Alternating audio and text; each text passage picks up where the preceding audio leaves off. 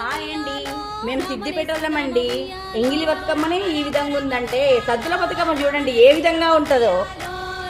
Hi అండి, మా తెలంగాణ సిద్దిపేట అంటేనే తెలంగాణ, బతుకమ్మ అంటేనే సిద్దిపేట. మేము సిద్దిపేట వాళ్ళమండి. కోమటి చెరువు తెలియని వాళ్ళు ఉంటారు అందరు. హాయ్ అండి, సిద్దిపేట మేము బతుకమ్మ ఆడుతున్నామంటే రోడ్లన్నీ బంద్.